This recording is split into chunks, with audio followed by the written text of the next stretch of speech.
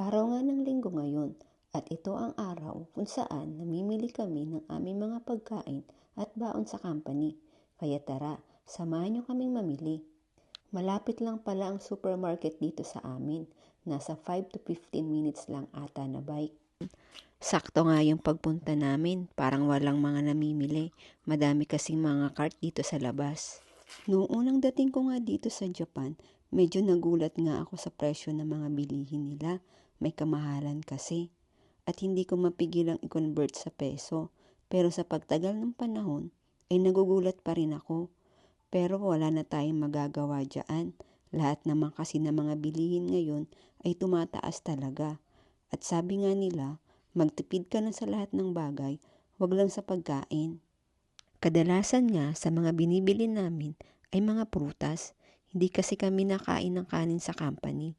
Ewan ko ba, parang nasanay na kami na prutas lang at kaunting mga kutkutin ay solve na yung tiyan namin.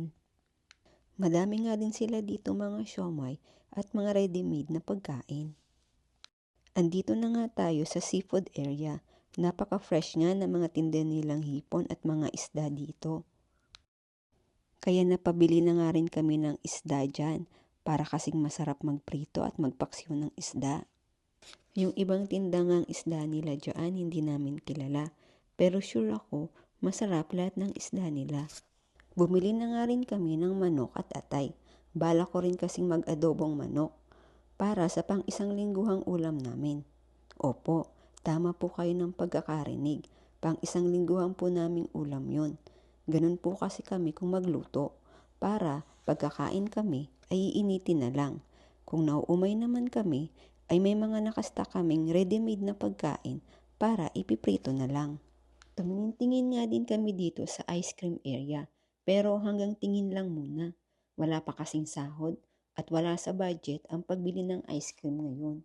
Napakadami ang ice cream na pagpipilian dito at lahat parang masasarap. Ganito nga kaanis dito sa Japan kasi may area dito na ikaw na mismo ang magiging cashier ng mga pinamili mo. Pagkatapos nga naming mag-ikot dito sa chocolate area ay nagbayad na rin kami sa cashier. Habang nagbabayad nga ako, si Yurang ay kumuha na rin ng mga box na paglalagyan namin ng aming mga pinamili. Dito nga sa Japan ay self-service. Wala silang mga bagger na mag-aayos ng mga pinamili mo. Kaya natuto na rin kami na kami ang mag-aayos. Habang palabas nga kami ay nakita namin si tatay.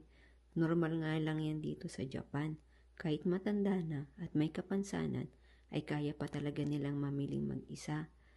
Pero syempre nakakaawa din. Sa atin kasi hindi pwedeng walang kasama at mag-aalalay sa mga kagaya nila. Hanggang dito na lang po pala ang ating pamimili. Maraming salamat po sa lahat ng mga nanood. Sa uulitin!